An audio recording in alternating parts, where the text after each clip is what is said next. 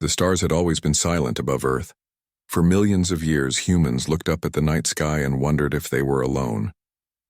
They built telescopes, sent signals into space, and dreamed of the day when someone might answer back. When that day finally came, they wished they had stayed quiet. Commander Zektar stood on the bridge of the massive Zephyrian battleship Void Render, watching the blue and green world grow larger on the viewing screen. His forearms moved across the control panels with practiced ease, while his silver eyes studied the data flowing across multiple displays. The planet looked so peaceful from space, its white clouds swirling over vast oceans and green continents. "Initial scans are complete, Commander," reported his science officer, a thin Zephyrian with pale blue skin. "The planet contains massive deposits of rare metals, iron, gold, platinum, and something even more valuable, crystalline formations that could power our ships for centuries." Zektar nodded slowly. In his 300 years of service to the Galactic Empire, he had seen this same scene dozens of times. A primitive world, rich in resources, inhabited by beings who barely understood fire, let alone space travel. The pattern was always the same. Arrive, demand surrender, take what the Empire needed, and move on. "What about the native species?" Zektar asked. "They call themselves humans," the science officer replied, pulling up images on the main screen. "Bipedal mammals, average lifespan of about 80 standard years. They have achieved basic nuclear technology and primitive spaceflight, but nothing that poses a threat to us." The images showed creatures that looked almost fragile compared to the towering Zephyrians. Humans were smaller, with only 2 arms and strange patches of hair on their heads. They built cities of metal and glass, flew in crude aircraft, and fought each other with weapons that seemed like toys compared to Zephyrian technology. "How many of them are there?" Zektar asked. "Approximately 8 billion spread across the planet's surface. They are divided into numerous tribal groups they call nations. These nations frequently fight each other over territory and resources. They show no signs of unity." Zektar smiled, revealing rows of sharp teeth. A divided species was always easier to conquer. When beings spent their time fighting each other, they never learned to fight together against a real threat. "Have they detected our fleet?" he asked. "Impossible, sir. Our stealth technology is millions of years ahead of theirs. To their primitive sensors, we are invisible." High above Earth, 3,000 Zephyrian ships hung in the darkness of space.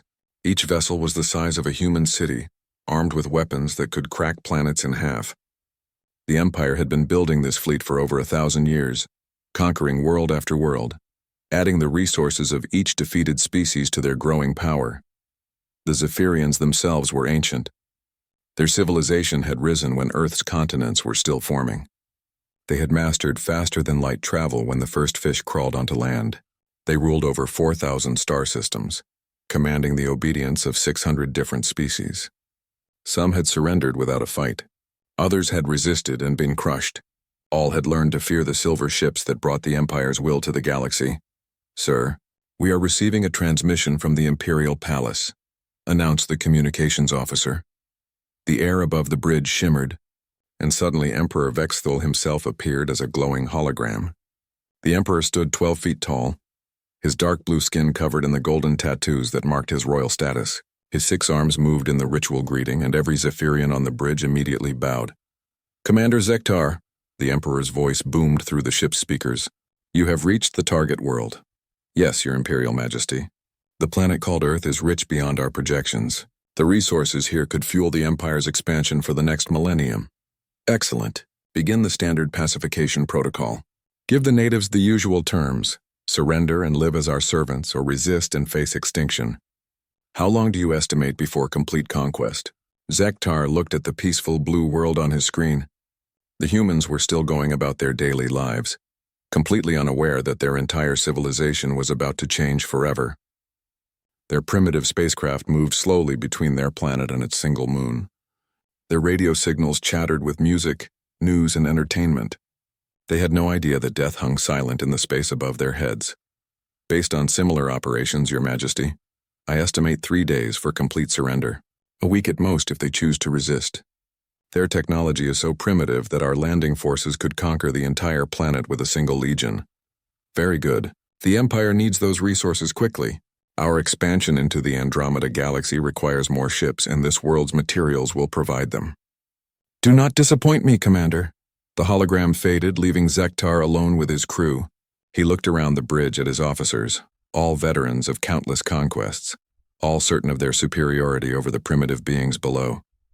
"Prepare the ultimatum broadcast," Zektar ordered. "Send it to every major population center on the planet. Make sure they understand the consequences of defiance." Within minutes, every television, radio, and internet connection on Earth was hijacked by the same message. Humans around the world stopped what they were doing as their screens flickered and changed. Where once there had been normal programming, now there was the image of Commander Zektar, his silver eyes staring directly at the camera. "People of Earth," his voice rang out, translated instantly into every human language. "I am Commander Zektar of the Zephyrian Galactic Empire. Your world has been selected for integration into our domain. You have 72 of your hours to make a choice."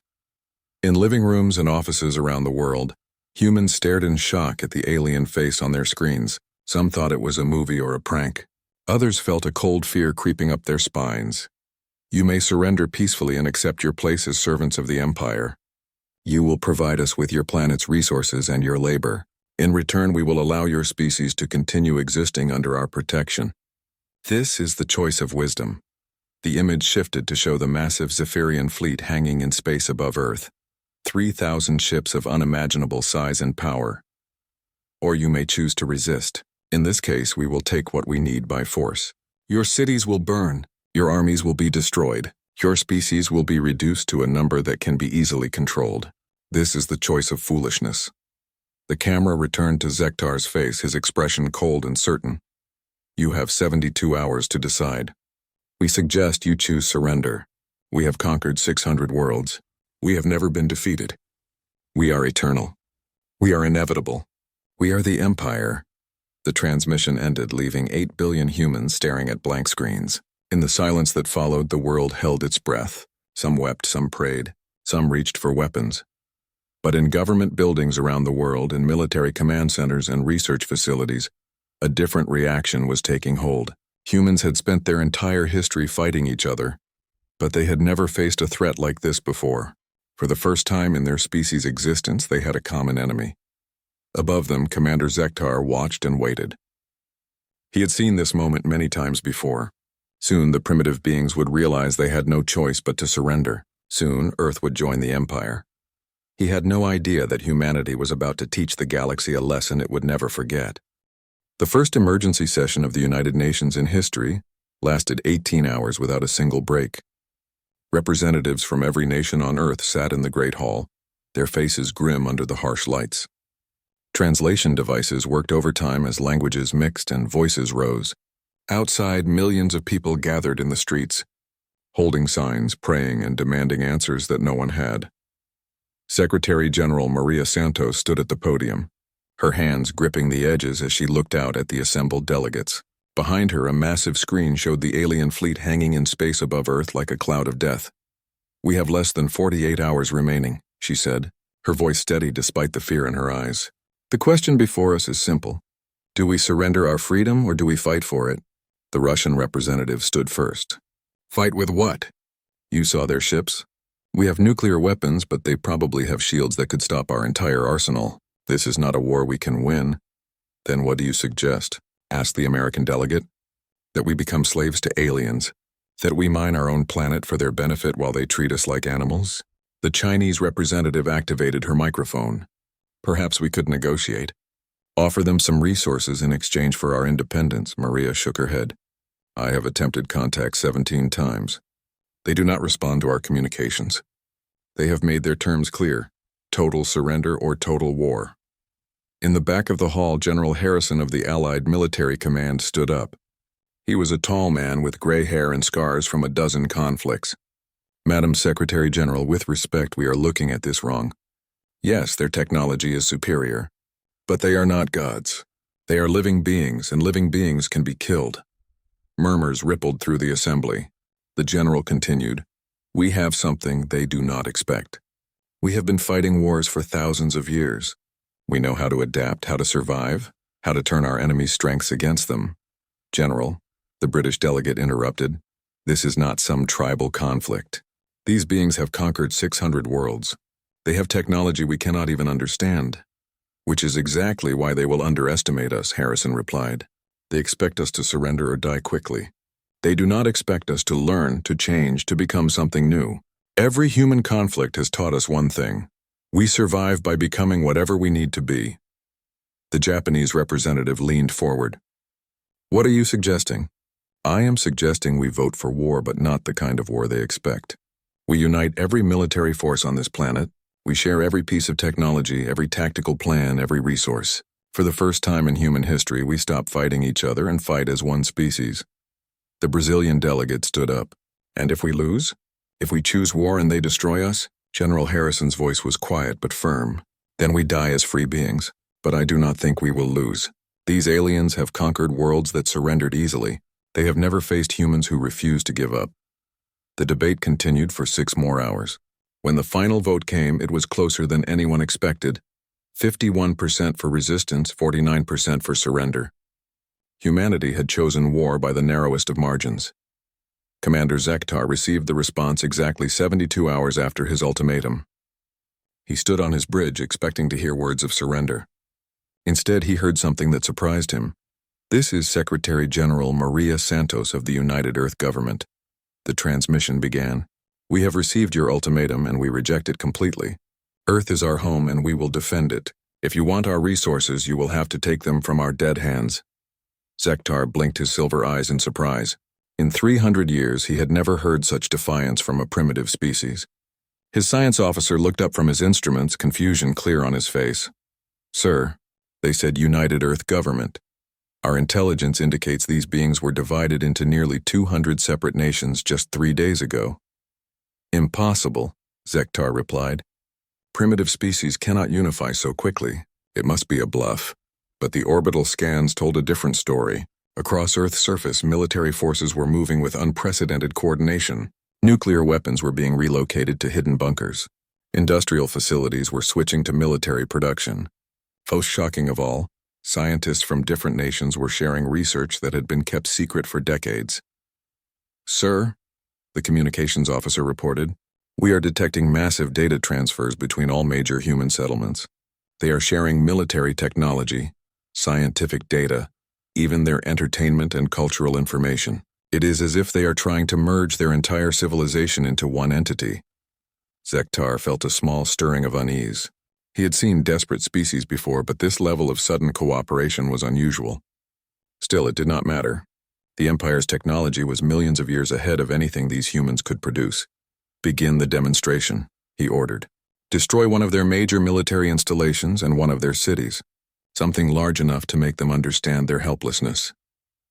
The Void Render aimed its primary weapon at a massive naval base on Earth's surface. The energy beam, invisible from space, struck with the force of a small sun.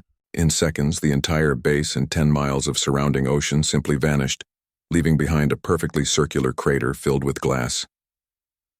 The second target was a city of 2 million people. The beam struck at noon local time, when the streets were filled with people going about their daily lives. Like the naval base, the city simply ceased to exist, replaced by a smoking crater that glowed with residual energy. Zektar watched the destruction on his screens and nodded with satisfaction. The demonstration was always effective. No primitive species could see such power and continue to resist. Now we wait for their surrender, he told his crew. But the surrender never came. Instead, something happened that the Zephyrian Empire had never seen before in 600 conquests. Humanity became angry. The images of the destroyed city spread across every communication network on Earth within minutes. 8 billion humans saw the crater where their fellow beings had lived just moments before. They saw the perfect circle of destruction, the melted stone, the complete absence of any trace that 2 million people had ever existed. And then they stopped being afraid and started being furious. In military bases around the world, soldiers who had spent their careers preparing to fight each other suddenly found themselves working side by side. Russian engineers shared missile designs with American technicians. Chinese physicists worked with European scientists to understand the alien energy signatures. Israeli and Palestinian researchers collaborated on defensive systems. Dr. Sarah Chen, a quantum physicist from MIT, found herself in a bunker beneath the Pentagon working with scientists from 20 different countries. They had been studying the residual energy from the alien attack, trying to understand how the weapon worked. The energy pattern suggests they are using controlled singularities, she explained to the assembled group. Tiny black holes that they can direct and dismiss at will. Can we defend against it? Asked Dr. Klaus Weber, a German theoretical physicist. Not directly, but we can predict where they will strike next based on the gravitational distortions that precede the beam. We can evacuate areas before they attack. That is defense, said Dr. Yuki Tanaka from Japan. But what about offense? How do we fight back? Dr. Chen looked at the data scrolling across her screen. Their ships are massive, but they are also complex. Complex systems have vulnerabilities. We just need to find them. Above ground, General Harrison was coordinating the largest military mobilization in human history. Every nation had opened their arsenals, sharing weapons technology that had been closely guarded secrets for decades. Stealth aircraft from 6 different countries were being modified with sensors designed to study the alien ships. Submarines carried teams of scientists to positions where they could observe the fleet without being detected. The aliens had expected humans to surrender after the demonstration. Instead, they found themselves being studied, analyzed, and tested. Every time a Zephyrian ship moved, human satellites tracked it. Every energy emission was recorded and analyzed. Every communication was intercepted and decoded. Sir, Zektar's science officer reported, the humans are not behaving as expected. Instead of preparing to surrender, they appear to be studying us. Studying us? Zektar laughed, a sound like grinding metal. What could such primitive beings hope to learn? I am not certain, sir. But their military forces have unified completely. They are sharing technology at an unprecedented rate. Some of their scientists are making theoretical advances that should be impossible for their level of development. Zektar moved to the observation deck and looked down at Earth.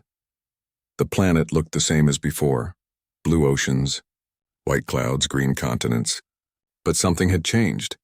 The radio chatter from the surface had a different quality.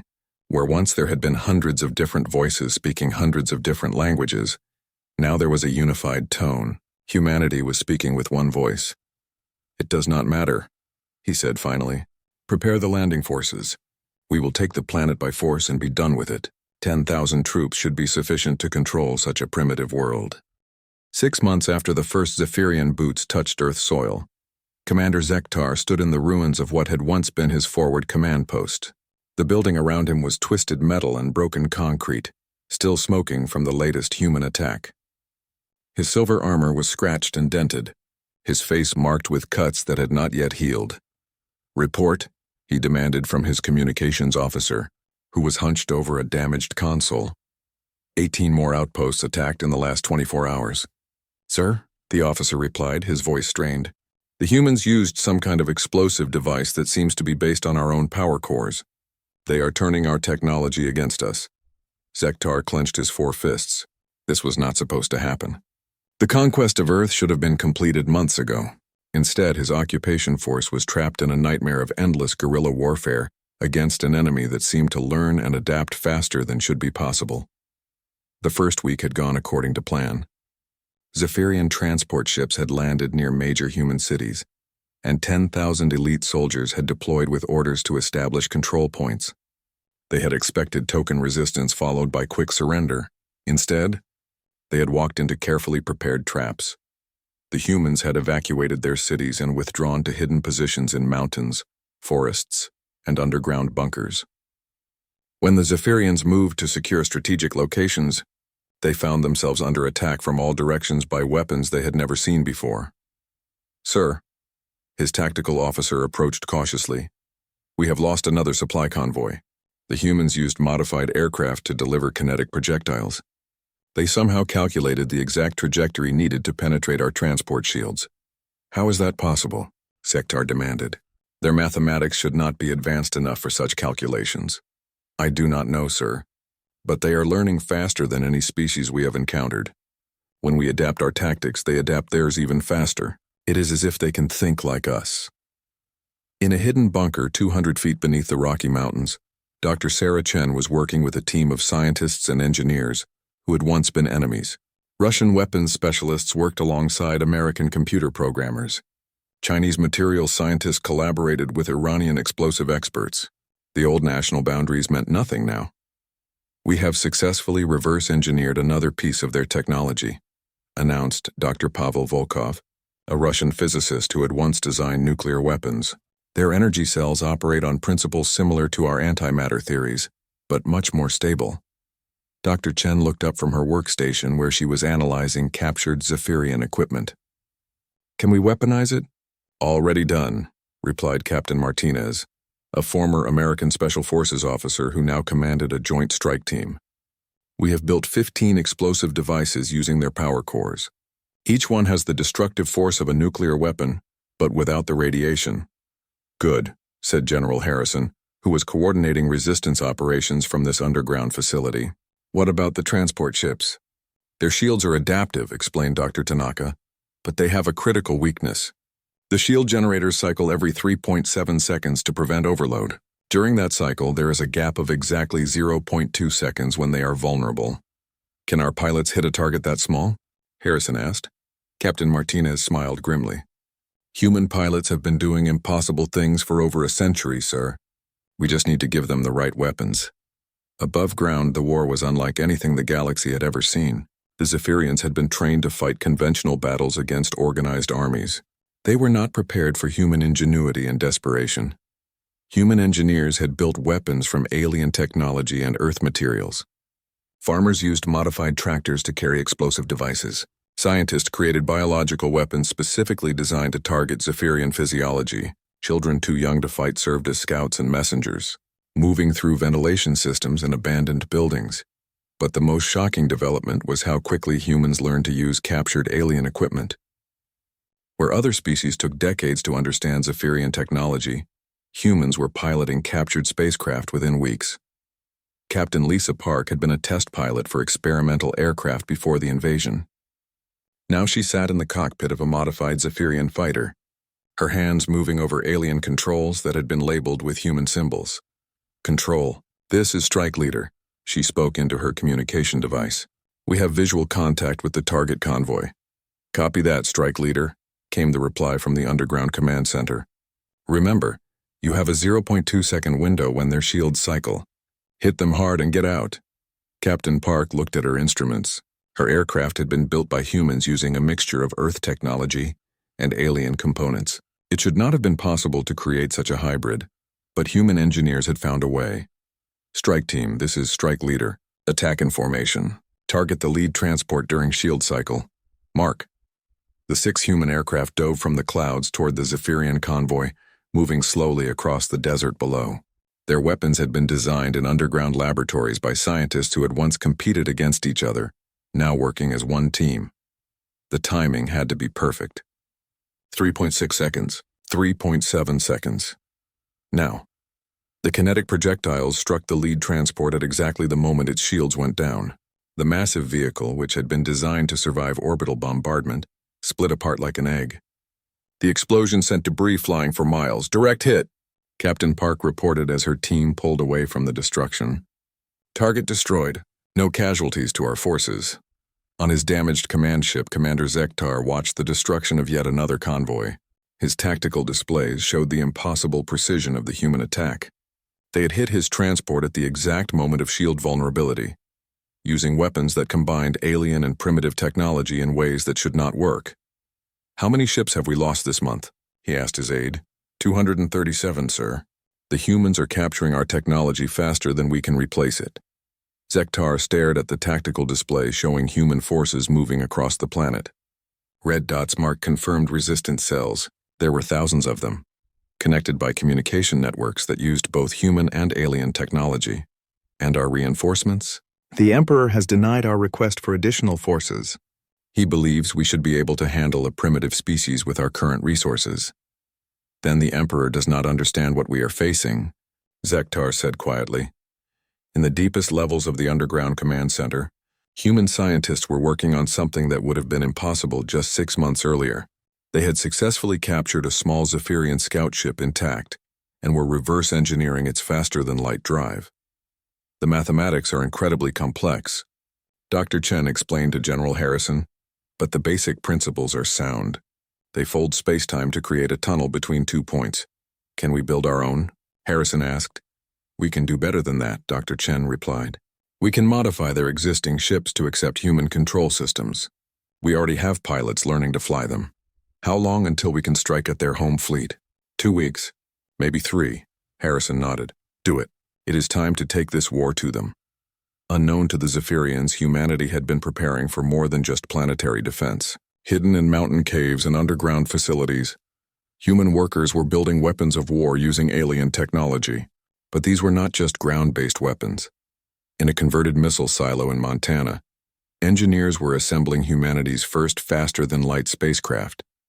It was not elegant like Zephyrian vessels. It was built from salvaged alien components, earth metals, and human determination.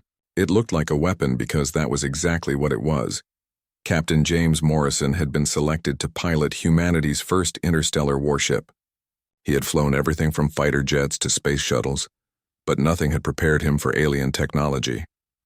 The controls are not intuitive, he reported to the engineering team, but they respond to neural patterns. It is like the ship can read my intentions. That is exactly how it works, Dr. Chen explained. Zephyrian technology interfaces directly with the pilot's mind. You think the command and the ship obeys. What about weapons? We have modified their energy systems to accept our nuclear warheads. Each missile has been designed to exploit weaknesses we have discovered in their hull construction. Morrison looked at the readings on his display. The ship was not just a weapon, it was a message. Humanity was about to announce to the galaxy that Earth was not going to be conquered quietly. High above Earth, the Zephyrian fleet hung in space, unaware that their enemy was about to change the rules of war. They had come expecting to face a primitive species armed with crude weapons. Instead, they were about to face humans who had learned to think like Zephyrians while fighting like humans.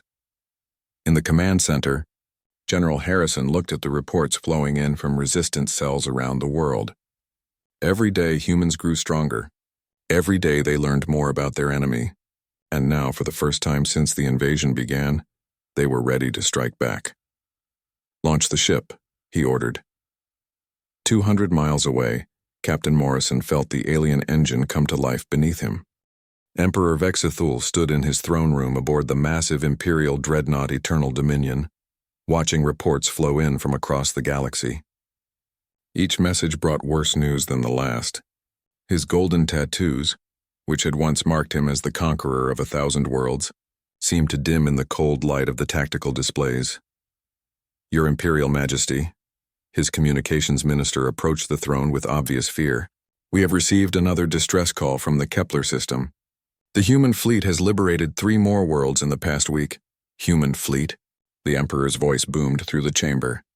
Commander Zektar assured me that Earth would be conquered within days. How do these primitives suddenly possess a fleet? According to intelligence reports, they have been capturing our ships and modifying them with hybrid technology. They combine our faster-than-light drives with their own weapon systems and tactical computers. The result is... The minister paused, searching for the right words. Unprecedented. The Emperor leaned forward on his massive throne. Show me. The air above the chamber filled with holographic images from the Kepler system. 12 human ships clearly modified from captured Zephyrian vessels moved through space with impossible coordination. They struck the Imperial outpost with surgical precision, their weapons targeting specific systems rather than attempting total destruction.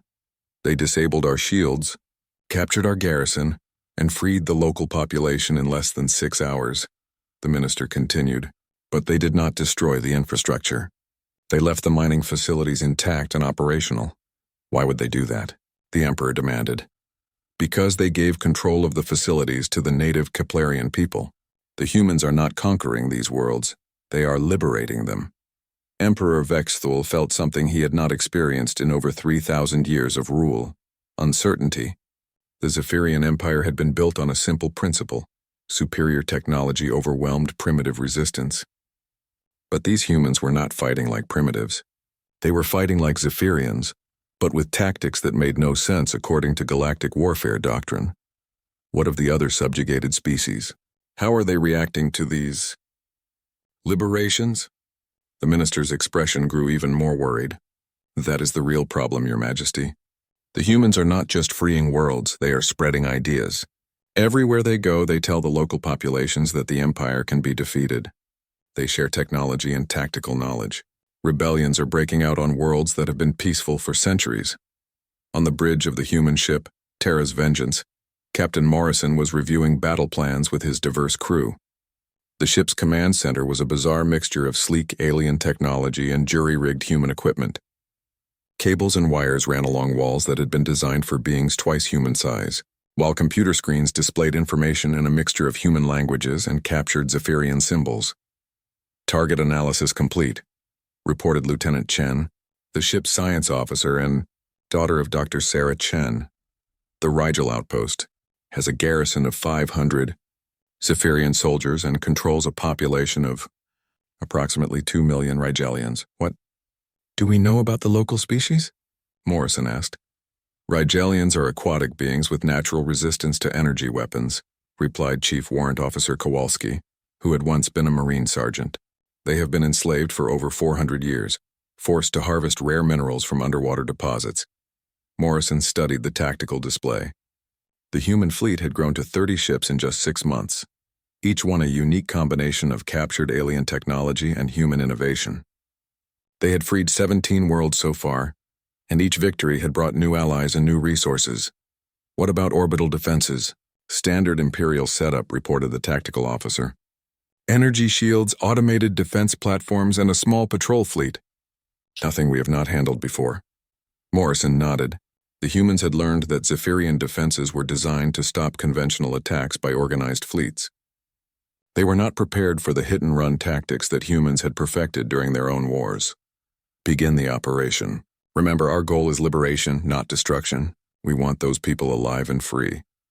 The human attack began in a way that would have seemed impossible to military strategists from either side just a year earlier. Instead of a direct assault, the human ships appeared at random points around the Rigel system, using captured faster-than-light technology that they had modified beyond Zephyrian recognition. Each ship carried a small team of human soldiers equipped with weapons designed specifically for fighting Zephyrians. But more importantly, each ship carried teachers, engineers, and doctors who could help newly liberated populations rebuild their societies. "Strike teams Alpha through Delta. Initiate simultaneous breach," Morrison commanded. 4 human ships materialized inside the orbital defense grid, appearing so close to the Zephyrian platforms that their shields overlapped. The alien defenders had less than 3 seconds to react before human boarding parties cut through their hulls, using modified mining lasers. "Control system secured," reported Team Alpha leader, Sergeant Rodriguez. "Rigelian prisoners located and freed. They are providing intelligence on ground-based Zephyrian positions." This was another innovation that the Empire had never encountered. Where Zephyrian forces saw conquered species as resources to be controlled, humans saw them as allies to be liberated. Every freed world provided new soldiers, new knowledge, and new reasons to fight against Imperial rule. On the planet's surface, the Rigelian population was experiencing something they had not felt in 4 centuries: hope. The Zephyrian garrison had been taken completely by surprise when their orbital support suddenly went silent. Before they could organize a response, human soldiers were already moving through their underground facilities. But these were not ordinary soldiers. Each human unit included members of previously liberated species who understood Zephyrian tactics and could communicate with the local population. The attack was coordinated with a precision that seemed impossible for such a diverse force. "Rigelian civilians, this is Captain Sarah Park of the Earth Liberation Fleet." The message was broadcast in the local aquatic language. "We are here to free your world from Imperial control. Please remain in secure locations while we eliminate the occupation force." In the deepest part of the underwater mining complex, a Rigelian elder named Deep Singer of Sorrows heard the transmission and felt his gills flutter with emotions he had thought were dead. Freedom was a word that had been forbidden for so long that many of his people had forgotten its meaning. "Can this be true?" he asked his daughter, Current Dancer, who worked as a translator for the Zephyrian overseers. "The orbital platforms have gone silent," she replied, her lateral fins quivering with excitement. "And the human transmissions are coming from inside our own communication system. They have already taken control of the Zephyrian command center. Within 12 hours, the Battle of Rigel was over. The Zephyrian garrison had surrendered after their commanding officer was captured in his own headquarters. Not a single human soldier had been killed, and civilian casualties were minimal. But the real victory was not military, it was ideological. Citizens of Rigel, Captain Morrison's voice echoed through every speaker on the planet. You are now free. The mining facilities that have enslaved you for centuries now belong to you. The wealth extracted from your world will be used to rebuild your civilization and defend your freedom. Deep Singer of Sorrows listened to the translation and felt something he had not experienced since his childhood: pride in his own species. The humans were not offering to rule them. They were offering to help them rule themselves. The news of Rigel's liberation spread through the galaxy faster than the Empire could suppress it. On 100 worlds, subjugated species looked up at the stars and wondered if freedom was possible. On Zephyrian command ships, admirals tried to understand how a primitive species from a single world was dismantling an empire that had stood for millennia. Emperor Vexthul received the report of Rigel's fall while reviewing casualty reports from a dozen other systems. The numbers were staggering. In less than a year, humanity had grown from a single besieged planet to a liberation force that controlled over 30 star systems. How many ships are they fielding now? He asked his military advisors. Intelligence estimates between 50 and 60 vessels. Your Majesty, replied Admiral Corthan, commander of the Imperial Navy. But they are not using standard fleet tactics. Each ship operates independently, striking targets of opportunity before disappearing into space. And our losses. Unacceptable, Your Majesty. We have lost over 300 ships and control of 47 systems. More importantly, we have lost the fear factor that has maintained Imperial control for 3,000 years. The Emperor stood and walked to the massive viewing window that dominated one wall of his throne room. Outside, he could see the lights of his capital fleet. Over 1,000 ships representing the combined military might of 4,000 star systems. Recall all forces to the home system, he commanded. If these humans want a war, we will give them one. But we will fight it here, in our own space, with our full strength. The Zephyrian home system had been the center of galactic power for 3,000 years. 7 massive worlds orbited a blue giant star, each one covered with cities that housed billions of beings from across the galaxy. The greatest of these was Zephyr Prime, where the Imperial Palace rose 50 miles into the atmosphere, its golden spires visible from orbit. It had never been attacked. Until now. Captain Morrison stood on the bridge of Terra's Vengeance, looking at the tactical display that showed the most powerful military force ever assembled. 3,000 Zephyrian ships formed defensive lines around their home worlds, their hulls gleaming like silver stars against the darkness of space. Final fleet count, Morrison requested. 87 human vessels confirmed, reported Lieutenant Chen, plus supporting forces from 36 liberated worlds.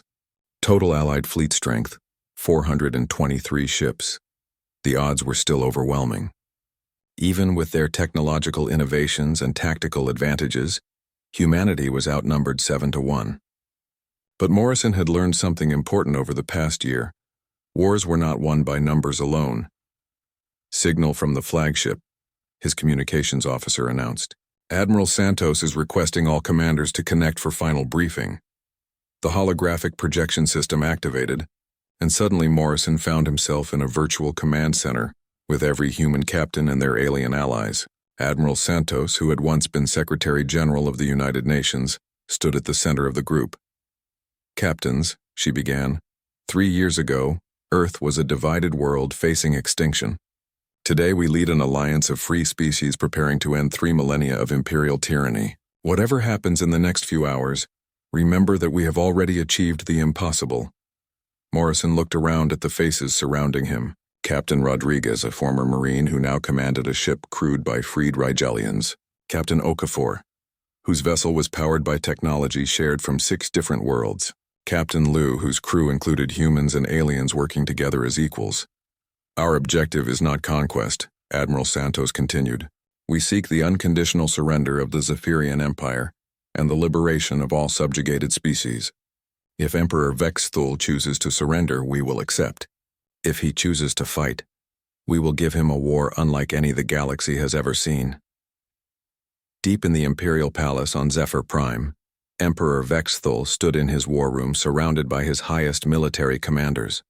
Tactical displays showed the approaching human fleet, their ships appearing and disappearing as they used modified faster-than-light drives to avoid detection. "How is this possible?" demanded Admiral Corthon. "Our intelligence reported only 30 human vessels 6 months ago. Where did they acquire so many ships?" "They did not acquire them," replied Intelligence Minister Veltar, his voice heavy with implications. "They built them, using our technology combined with innovations from dozens of species. Each ship represents a collaboration between multiple civilizations." The Emperor's 6 arms clenched into fists. "You mean they are sharing our technology with primitive species?" "Worse than that, Your Majesty. They are improving it, human engineering combined with Rigelian metallurgy, Centaurian energy systems, and Arcturian computer technology. Their ships are not just copies of ours. They are superior to ours." Emperor Vexthul felt the weight of 3,000 years of imperial history pressing down on him. The Zephyrian Empire had been built on the principle that superior beings ruled inferior ones. But these humans had proven that principle false by turning every conquered species into an ally. "Signal the human fleet," he commanded. "I will speak with their leader." Aboard Terra's Vengeance, Captain Morrison received the transmission with surprise. Emperor Vexthul himself appeared as a towering hologram, his golden tattoos marking him as the ruler of half the galaxy. "Human commander," the Emperor's voice boomed through the ship's speakers. "I am Emperor Vexthul, rightful ruler of 4,000 star systems. You have committed acts of war against the Galactic Empire. I offer you one final chance to surrender and accept merciful treatment." Morrison looked up at the massive alien figure, remembering the first time he had seen a Zephyrian transmission 3 years ago. Then humanity had been terrified and helpless. Now he felt only determination. "Emperor Vexthul," Morrison replied, "I am Captain James Morrison of the Earth Liberation Fleet. We have come to accept your unconditional surrender and the immediate liberation of all species under Imperial control." Emperor's expression showed complete shock. In 3,000 years of rule, no one had ever demanded his surrender. "You are outnumbered 7-1, Vexthul said. Your fleet cannot possibly defeat the combined might of the Imperial Navy." "Your Imperial Navy," Morrison replied calmly, "has never faced an enemy that refuses to be defeated. You have fought species that surrender when overwhelmed. We are humans. We do not surrender. We adapt, we learn, and we overcome." "Then you choose extinction." Morrison's voice was steady and certain. "We choose freedom. For ourselves and for every species you have enslaved." The transmission ended, and both fleets prepared for the final battle. The Battle of Zephyr Prime began unlike any engagement in galactic history. Instead of forming traditional battle lines, the human fleet scattered into dozens of small groups, each one targeting specific Imperial vessels. They moved through space with impossible coordination, appearing and disappearing faster than Zephyrian sensors could track. "Impossible," Admiral Corthon reported from his flagship. "They are using our own faster-than-light technology, but they are jumping in microbursts. No computer should be able to calculate those trajectories." What the Zephyrians did not understand was that human pilots were not relying on computers. They were using intuition, creativity, and 3 years of experience fighting impossible odds. Each pilot had learned to think like an alien while fighting like a human. The first Imperial casualties came from the outer defense perimeter. Human ships appeared behind Zephyrian vessels, fired precisely targeted shots at shield generators and weapon systems, then vanished before return fire could be coordinated. "Status report," Emperor Vexthul demanded from his command center. "We have lost 47 ships in the first hour," Admiral Corthon replied, his voice strained. "But we have only destroyed 3 human vessels. They are using tactics that make no sense according to military doctrine." "What tactics?" "They are not trying to destroy us, Your Majesty. They are disabling our ships and capturing our crews. Several of our vessels have surrendered rather than be destroyed." This was perhaps the most shocking development of all. Zephyrian military doctrine called for fighting to the death rather than surrender. But faced with human tactics that offered capture instead of destruction, some Imperial crews were choosing survival. On the bridge of Terra's Vengeance, Captain Morrison coordinated the complex battle while monitoring reports from across the fleet. The strategy was working. By offering mercy to surrendering crews and focusing on liberation rather than destruction, humanity was demonstrating that this war was about justice, not revenge, sir, Lieutenant Chen reported. We are receiving surrender signals from 18 Imperial vessels. They are requesting terms. Standard terms, Morrison replied. Surrender of weapons, release of all prisoners, and cooperation with liberation forces. They will be treated according to galactic conventions of war. This was another innovation that confused Zephyrian commanders. The Empire had never developed conventions of war because they had never encountered an enemy capable of winning. Now they were learning that humans fought according to principles that valued life even in the midst of battle. Admiral Santos is signaling, the communications officer announced. The main Imperial fleet is breaking formation. Morrison looked at his tactical display and saw something unprecedented. The legendary Imperial Navy, which had never retreated from any battle, was falling back toward Zephyr Prime, but they were not retreating to regroup, they were fleeing. All ships, pursue and accept surrenders, Morrison commanded. Remember, our goal is liberation, not extermination. The final phase of the battle took place in the shadow of Zephyr Prime itself. The remaining Imperial forces formed a desperate defensive line around their homeworld while human ships moved through, their formations like hunters among prey. Emperor Vexthal watched from his palace as his empire died around him. Ship after ship surrendered or was disabled. The careful order that had maintained galactic peace for 3 millennia was collapsing in a matter of hours. Your Majesty, Admiral Corthan's voice came through the communication system.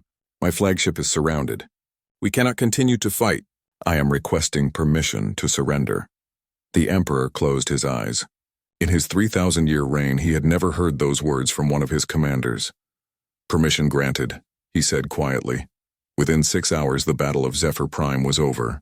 The Zephyrian Empire had suffered complete defeat at the hands of a species they had dismissed as primitive. 90% of the Imperial fleet had surrendered or been captured. The remainder had fled to distant systems.